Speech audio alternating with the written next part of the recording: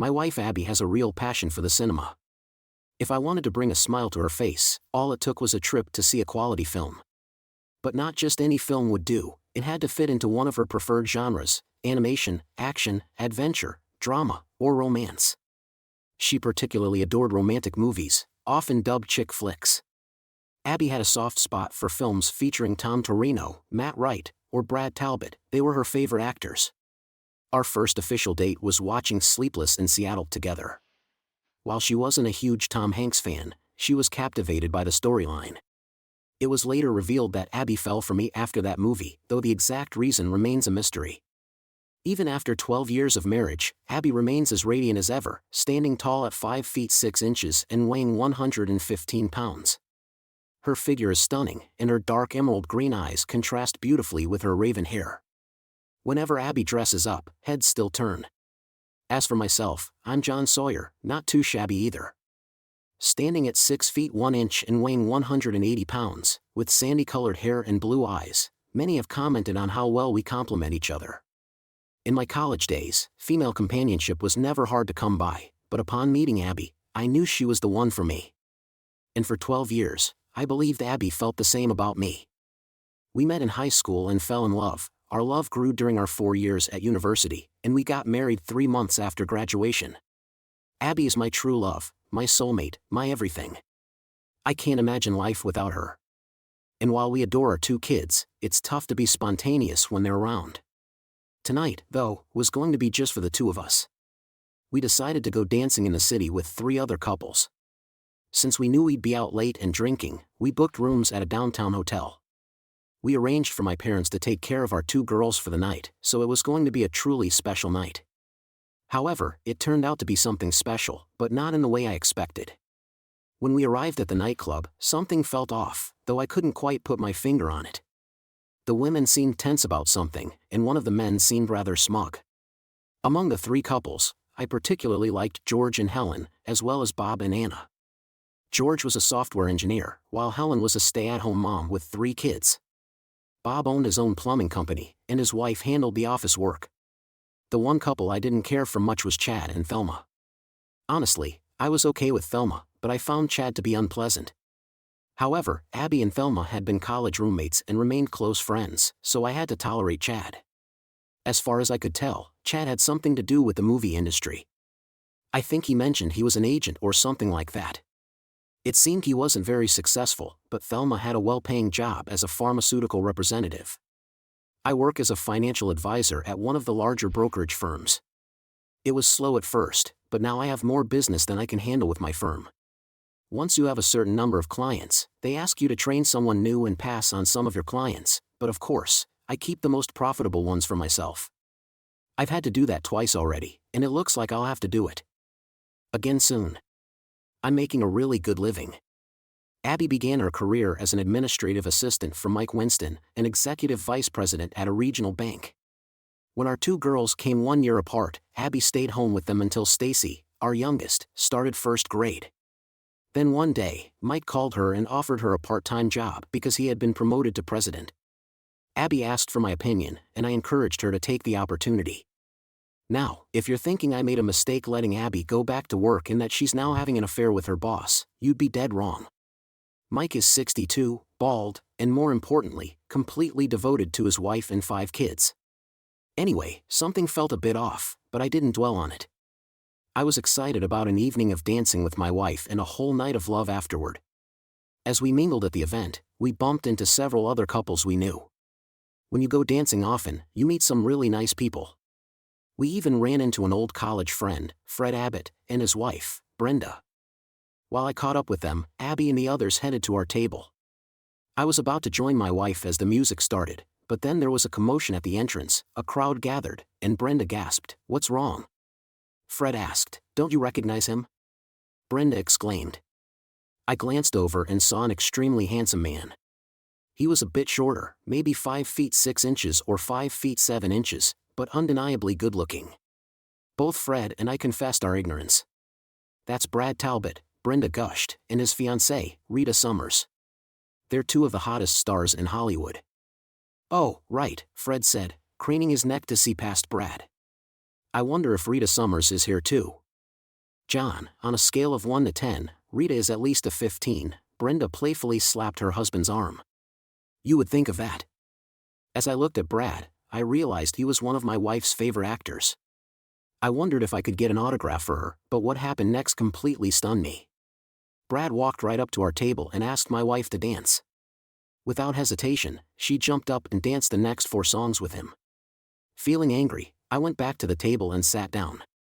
My wife hadn't even bothered to ask me if I was okay with her dancing with someone else. When the 5th song started, I tried to cut in, but Chad's glass fell and he cut his hand. John, could you help me with this? He asked. I glanced at my wife dancing and then at Chad. I should have gone to my wife, but instead, I followed Chad to the men's room. The cut turned out to be minor, but I helped him clean it and wrap it in a paper towel. When I returned to the table, I caught a glimpse of my wife leaving with Brad. I started after them, Chad right behind me, and when we got outside, I saw Abby getting into a car with Brad. I began to run to catch up, but Chad tripped me. I fell, but I got up quickly. What the heck is wrong with you? I yelled. Brad's just taking your wife for a ride, Chad said with a smirk. Thelma arrived a few seconds later. It's a dream date for Abby, she told Chad and me. How much she likes Brad, so we arranged for him to take her out. That's my wife. I shouted, you didn't think I should know about this, Abby said. You would say no, Chad said with a smirk. Just go with the flow. Forget you. You go with this flow. I yelled as I punched Chad directly on the nose. The sound of it breaking was the only good thing about that night. Thelma then attacked me, punching and trying to kick me. Fortunately, Fred had seen what was happening and followed me out. He quickly intervened, grabbing Thelma and moving her away from me. He attacked my husband, Thelma started screaming. No, he didn't, Fred said calmly. You two attacked him first. He was just defending himself. Thelma went crazy and called 911. The police arrived about 10 minutes later and started taking statements. Fred stuck to his story, and I did the same, mentioning that Chad had tripped me first. The people who had gathered after the commotion only saw Thelma attacking me. They told the officers they saw me just trying to get away from her. In the end, Chad and Thelma were arrested. When the police left, I was devastated. I went back to our table and found the 2 women smiling. Where's everyone else? Helen asked. Chad and Thelma got arrested for assaulting me, I replied, struggling to control my anger. Abby left with Brad and seemed pretty happy about it. That wasn't the plan, Anna said. She was supposed to just step outside with Brad, take a few pictures, and then come back. My wife and Thelma apparently didn't tell you the real plan, I said as I headed to the bar. Fred caught up to me. There, are you going to be okay? He asked. I don't know what's going on, I admitted. I hope my wife's just out for a ride with that movie star and will be back soon.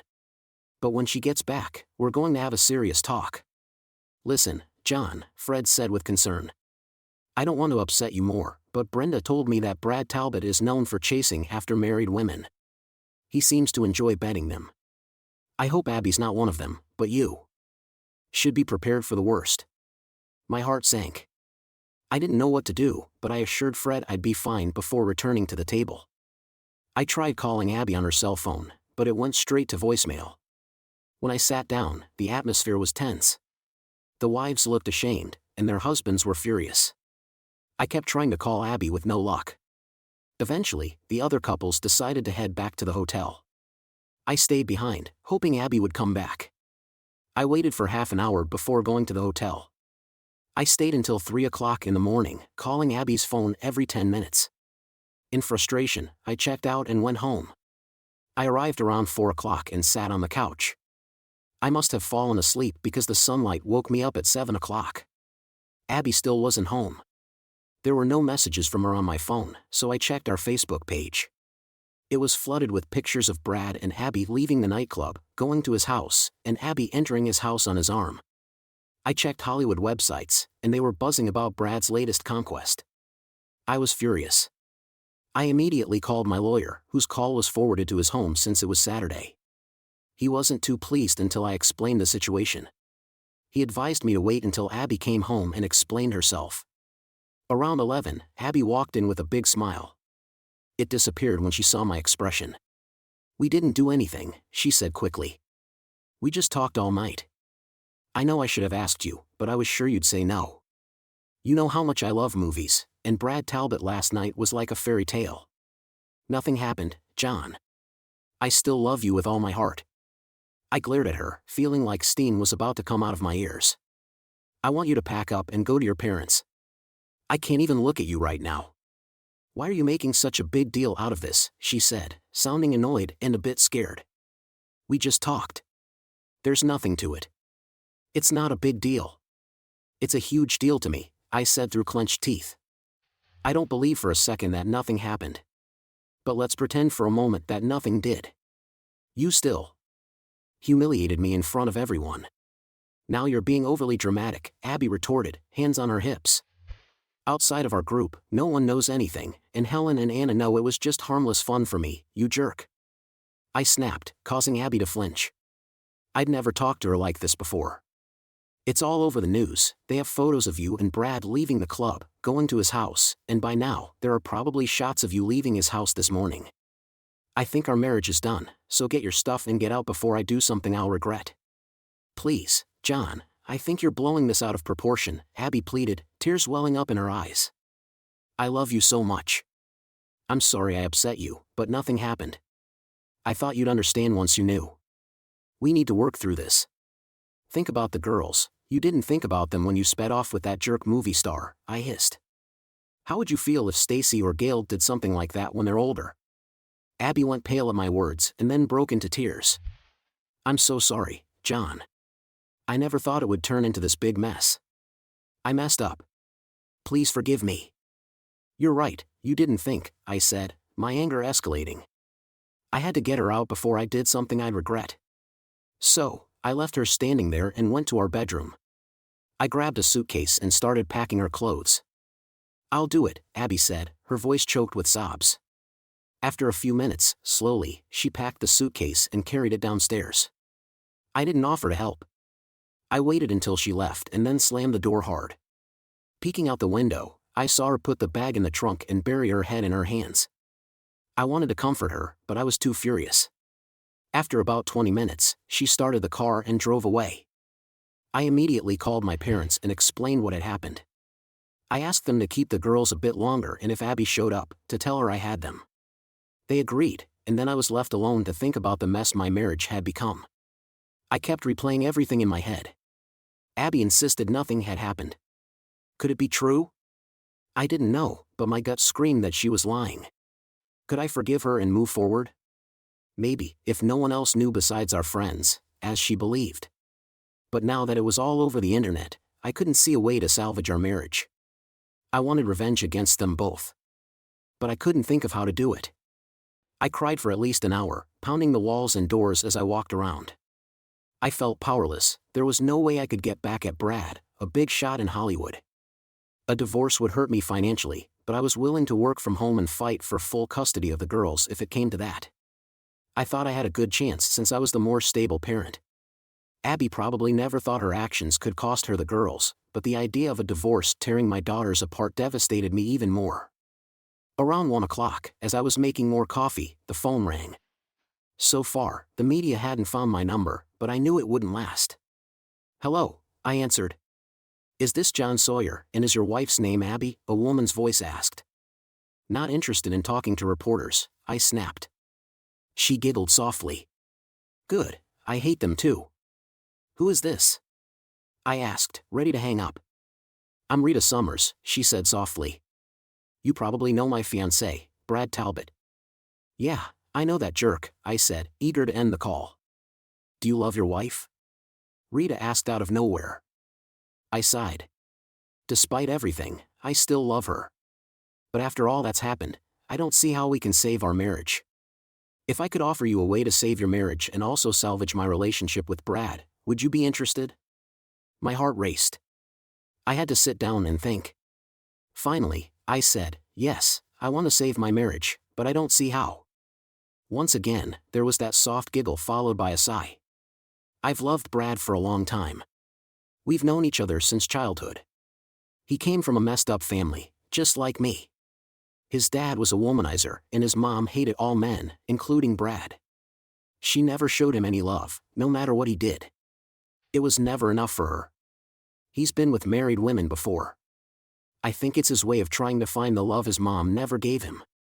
My family was messed up too. My mom was an alcoholic, and my dad abused me. Back then, Brad was my rock, and I loved him with all my heart. But then he moved away when his parents split. I cried for weeks. We met again in Hollywood after we both found success.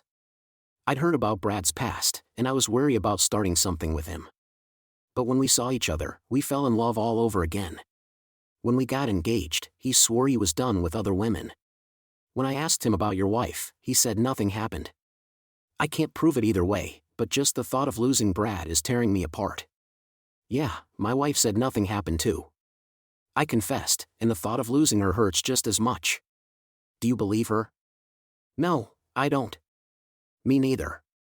I know Brad, and it's not like him to invite a woman over and do nothing. But I guess stranger things have happened. Still, I'm assuming something did happen, so I want him to see the pain he's caused me, and I want your wife to feel the same. I don't know if that'll fix things, but I hope we can move forward with our partners. I'm on board so far, I said, but how do we do this? We do it together, she said. First, we need to start talking to our partners about reconciliation. I'll reach out to Brad, but I'm not talking to him right now. After a couple of weeks, I'll start. You should let your wife come home around the same time. I'll let you know when. You'll keep your distance and don't sleep with her. Why let her back in? Because once she's home, we'll have dinner together, and I'll explain my plan. I still need to figure out some details. I was still unsure about the plan, but since I didn't have any better ideas, I decided to go along with it. First, I called my parents and said I'd pick the girls up in half an hour. Then I rang my administrative assistant, Joni, and let her know I'd be working from home for the next week.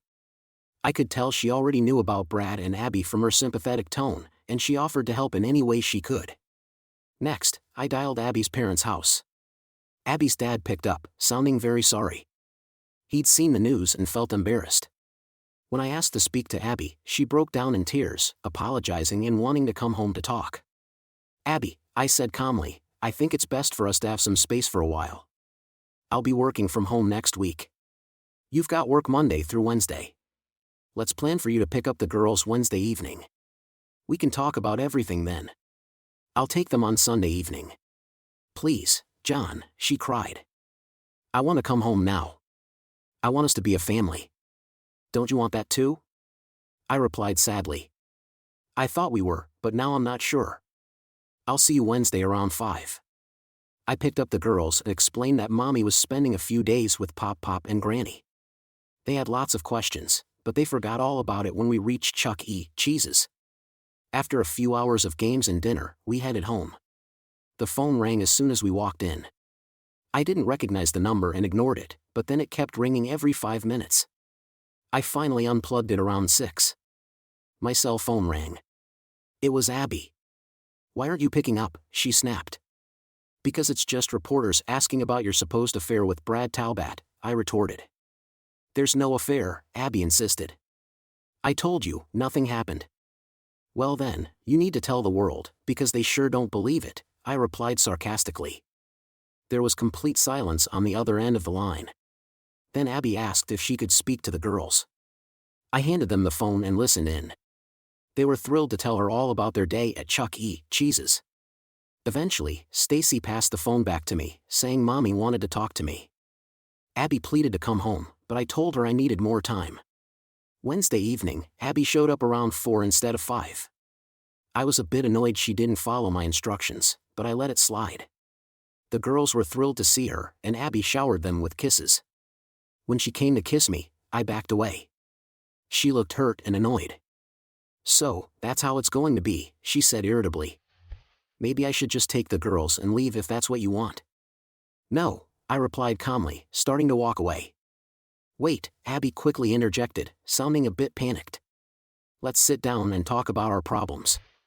The girls went to pack their overnight bags because Abby had told them they were visiting their grandparents. What are we going to do? Abby asked after an awkward silence. I wish I knew, I replied. Right now I feel hurt, embarrassed, and angry. Any idea on how to deal with those feelings? All I can do is apologize, Abby said, her voice trembling slightly. I messed up big time. Please forgive me. I don't want to lose you. It's not that simple, I said, sitting back and crossing my arms. To the whole world, I'm seen as a fool. My wife cheated on me, and I didn't do a thing about it. Abby started crying. I never meant to hurt you. I was just so excited to meet Brad Talbot and see his house. I knew you'd be a bit mad at me, but I never thought it would turn into such a mess. I genuinely hope we can work through this, I said, and her face lit up momentarily. But I've also spoken to a lawyer. If things lead to a divorce, I'll be seeking full custody of the girls. You should consider getting your own attorney. I don't want a divorce, she cried, and you can't take my girls away from me. I'm not saying we'll divorce, but we have to be prepared for the worst. I don't want to hurt you, I fibbed, but with all the attention you're getting, the courts might favor my custody request. Please don't, Abby begged. I'll do anything to fix us. Why don't we keep talking? I suggested. Let's have lunch next Sunday when you drop off the girls. If you keep the girls with you, she said, her voice carrying a hint of anger, I won't like all this back and forth. It's not good for them. If you do that, then I'll have to start divorce proceedings right away. And remember, your reputation is tainted. I doubt the courts will see you favorably at that. Abby seemed to deflate. I won't do that. I don't want a divorce. At the start of the second week, I returned to my office. My assistants were understanding, but some of my customers weren't as sympathetic. 2 of them found the situation amusing and began teasing me. I asked them politely to stop, but they persisted. Fed up, I informed them that I was terminating our relationship and transferring their portfolios elsewhere. Despite their attempts to apologize, I made it clear our business was over. Word spread among my clients, and the talk about my wife and Brad ceased.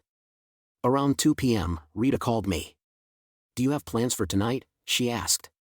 When I said no, she replied, good, because you're having dinner with me at the Zoom room at 7. Dress code is formal. Then she hung up. I was quite surprised when Rita mentioned she had reservations at the Zoom room.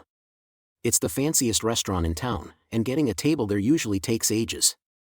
Plus, it's super expensive. At 7 o'clock, I showed up and was led to a private dining room in the back. It only had a table for 2, but the place was decked out luxuriously, complete with a velvet couch. My mind couldn't help but wonder what might have happened on that couch. About 5 minutes later, Rita Summers walked in. As I stood up, I couldn't help but notice how stunning she was. I was sure the whole restaurant would have turned to look when she entered. She seemed to be around 5 feet 4 inches with long blonde hair, warm brown eyes, and a figure that turned heads. But it was her smile that really captivated you. It had this way of making you feel alive. I couldn't fathom why Brad would stray from a woman like her. Can I call you John? She asked as she sat down across from me. I nodded. And what should I call you? Rita, of course, she replied with a soft laugh that made me smile. We ordered drinks and chatted for a while. I shared a bit about my job, but mostly I told her funny stories about my daughters or my awkward teenage years. Then the waiter came back to take our order. I didn't want to rush Rita, but I was eager to hear her plan. I desperately wanted to save my marriage, but I had no idea how to go about it. Once we finished eating, Rita leaned back in her chair. First off, John, Rita began with a sad smile, that slimy Chad Tompkins orchestrated this whole mess. Thinks he's some big-shot movie agent, but he's nothing but a pimp. He sets up naive folks, especially married women, to get cozy with movie stars. You wouldn't believe how many people he's helped get tangled up with these celebrities. You're talking to someone who knows firsthand, I said.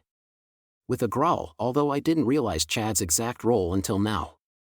At least I got him arrested. Really? Rita's eyes lit up. That's good news. But don't be too hard on your wife. Brad could charm the socks off Mother Teresa. Your wife isn't the first married woman to fall for his act, but I'm determined to make her the last. And if I can't do that, what I have in mind will, at least, make him and your wife pay for the pain they caused us. I can't promise that after my plan unfolds either of us will still be with our partners, but either way, we'll have the satisfaction of not letting them get away with betraying us. Rita's leniency toward my wife surprised me, but I was relieved to hear there'd be consequences. Now, I just wanted to know what she had in mind. So, what's your plan? I asked. Before I spill the beans, she said. I just want to say, John, you're one good-looking guy and you've got charm. Your wife messed up big time risking your marriage. If we'd met differently, I might have been interested. That's very sweet of you to say, but we both know we live in different worlds. And besides being stunning, you're also incredibly compassionate. You're too kind. We do come from different circles, but it doesn't change the fact that I'm drawn to you. Thank you, I replied, eager to hear her plan. So, what's the next step? Over the next 2 weeks, I plan to become one of your clients. Excuse me? I'm not following. A client, yes. You provide financial advice, right? Rita said, smirking. Yes, I do. I was still puzzled about where this was going. So, I'll be investing some money with you, she explained, but we'll need to have a few meetings to discuss the details. I think 4 meetings should do it, 2 at your office and 2 over lunch. I'll choose the locations. All right, I said, still unsure of the purpose. I can set up an account, but you'll need to invest at least $10,000. Oh, I'll be investing much more than that, she said, her smile widening. Meanwhile, you won't tell your wife that I'm your client. You'll keep meeting with her to talk about reconciliation. After 2 weeks, you'll let her move back home, but you won't sleep with her. Then, on October 15th, you and your wife will attend the Reading is Critical Gala, a charity event I've been involved with for years. Most people don't know I'm associated with it, which is how I prefer it. I usually attend every other year, but I'll be there this year, and you and your wife will join me. All right, I was following along until the charity gala. I know those tickets cost $220,000 each. I can't justify spending that much, Rita giggled again, flashing me a smile that sent a tingle down to my toes. Don't worry, your tickets will be complimentary. You'll just tell your wife that a client gave them to you. I'm still not seeing how this helps, I said, feeling frustrated. Well, you see, John, part of the entertainment for the night is an escort auction. An escort auction? Not that kind of escort, she giggled once more. We auction off willing men to the women in attendance. The highest bidder gets to put a sort of slave collar on them. Then the men are at the mercy of the winning women, Rita explained with a laugh before continuing. Most of the men are bachelors, but married men also participate, allowing their wives to bid on them. Occasionally, a married man is won by someone other than his wife. Those married men usually behave because if they don't, their wives would be furious. However, at this year's gala, a married man will be auctioned off, and his wife won't be the winning bidder, and what happens afterward won't be innocent. I still had a puzzled look on my face. Rita laughed and gave my hand a pat. You're the married man who will be auctioned off, and I'll be the winning bidder.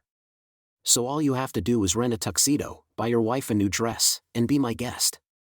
Suddenly, it clicked. Rita's plan was brilliant. Both Brad and Abby would experience what we had gone through. I knew it was all a show, but just spending the night with Rita Summers while everyone assumed the worst would help balance things out. It would shift the focus away from me as the gold and onto Brad. Plus, my wife would understand the hurt and embarrassment I felt. Maybe then we could seek counseling and move past this mess. The following weeks flew by. The first time Rita visited my office, all the girls there were practically bursting with excitement. Our lunch meetings were held in discreet restaurants, though I couldn't understand why we needed such secrecy. Most of our discussions could have happened in my office. But mostly, we just shared stories. They were enjoyable lunches, and I learned a lot about Rita and Brad.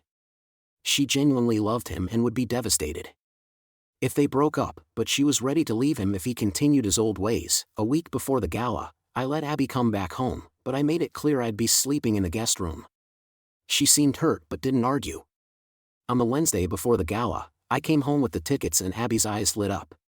She started talking excitedly about all the celebrities who would be there.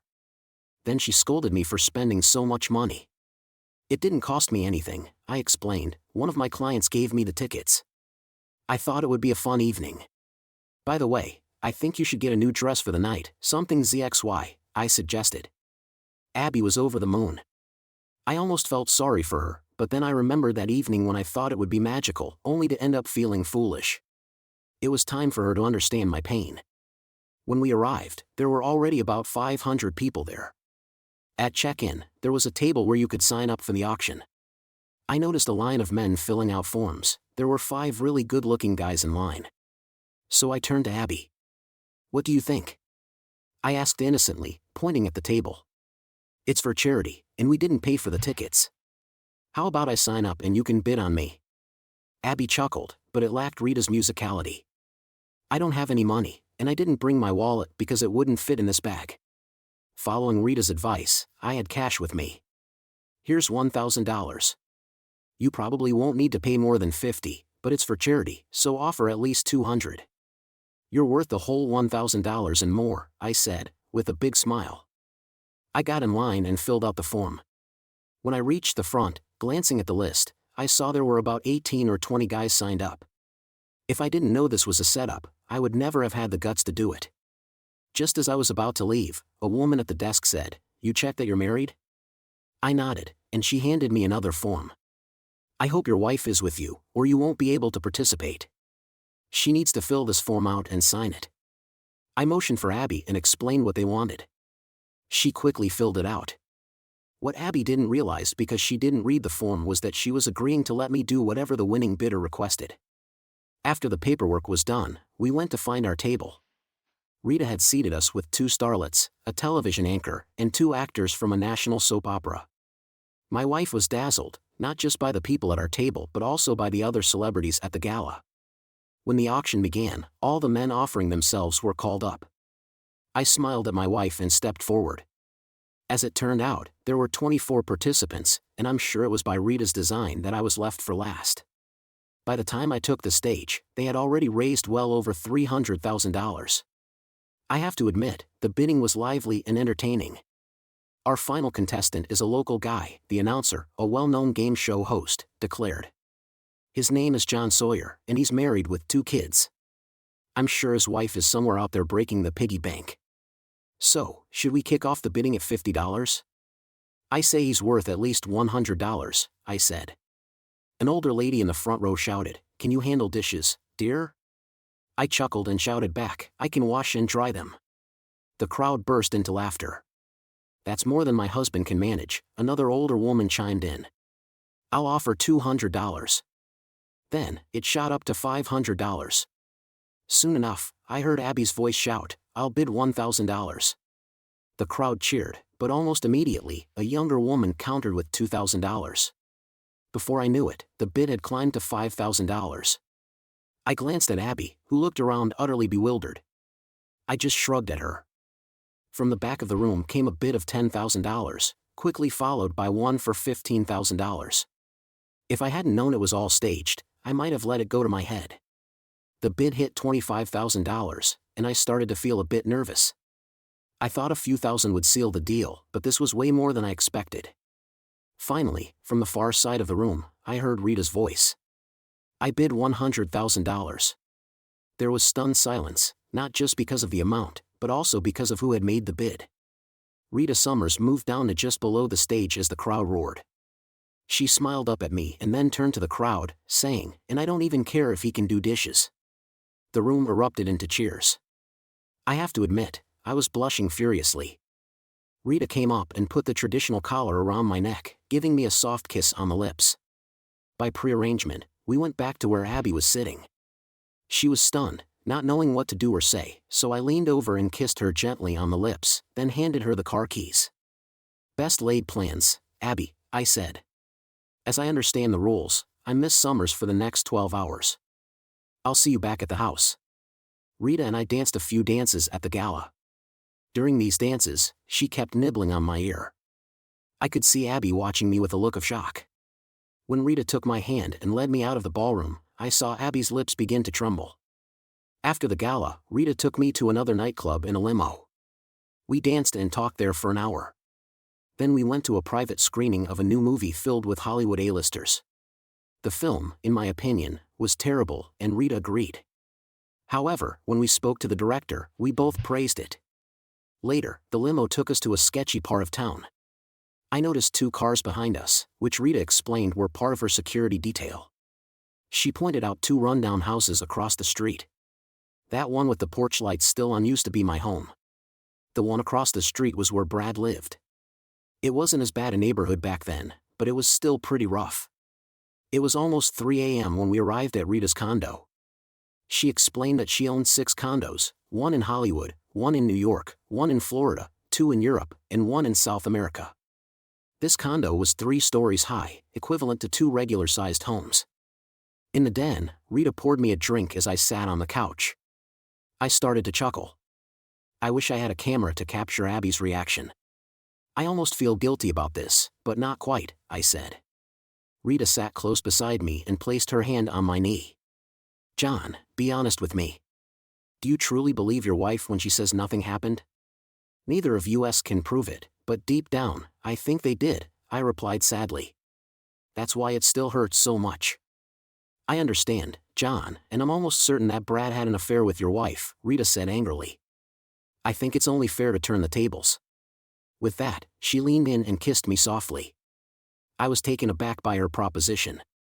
I had assumed we would go to Rita's home and sleep separately, letting everyone believe we were intimate when we weren't.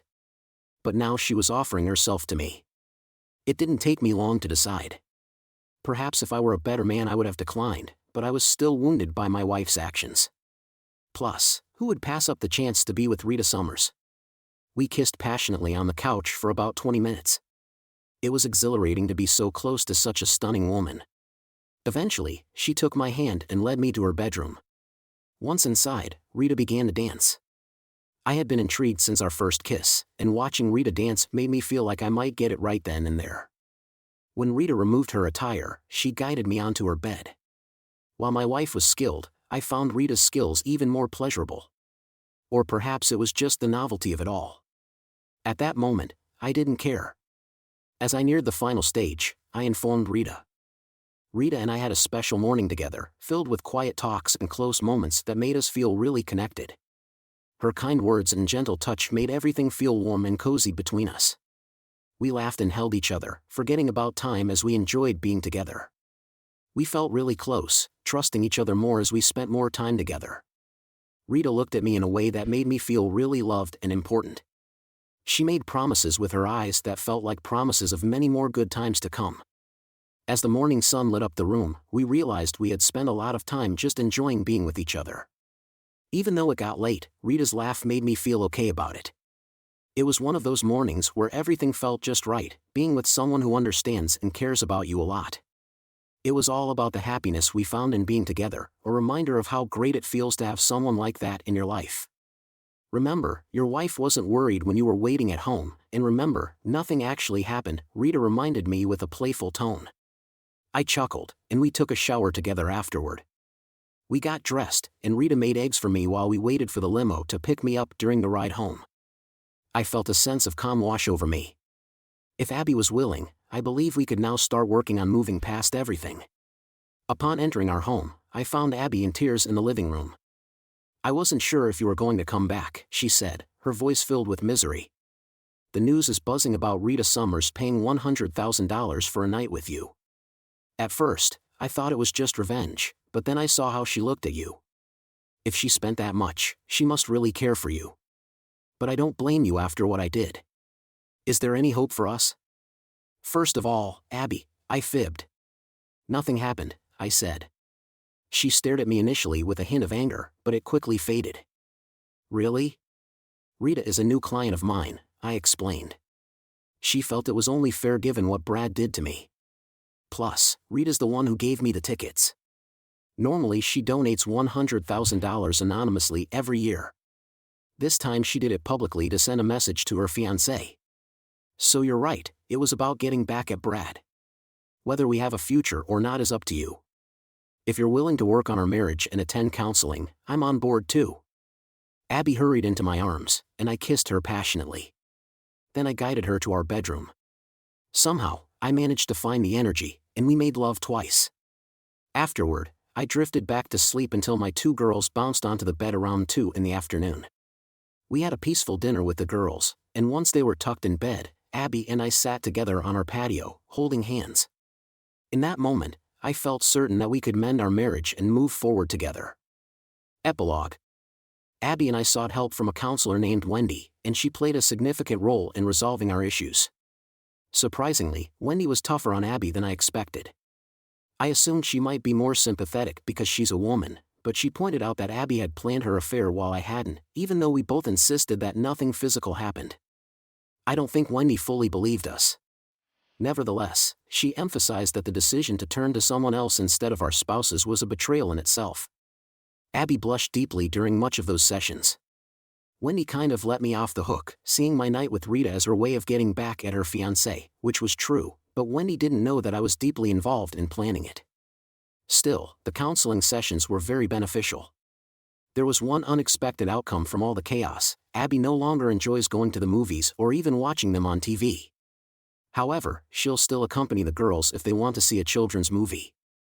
Regarding Chad and Thelma, I dropped the charges against Thelma, explaining to the authorities that she believed she was protecting her husband. However, I proceeded with the charges against Chad, resulting in a 3-month sentence in the county detention center. We cut ties with Chad and Thelma, and Abby no longer speaks to Thelma. They had a major falling out because Abby blames Thelma for almost ruining our marriage. I won't pretend to understand my wife's reasoning on this matter. Rita and Brad tied the knot in what was dubbed the wedding of the century, with over a guests. If you weren't there, you weren't anybody in Hollywood. Abby and I didn't score an invite, but I did send Brad a wedding gift. I bought a pair of bull's horns, sliced them in half, and shipped them with a note saying, "You keep away from my wife, and I'll steer clear of yours." I was still pretty angry with Brad at the time, but Rita assured me he found the gift hilarious. He even framed the note and displayed it in his study. As Hollywood tends to go, their marriage barely lasted a year.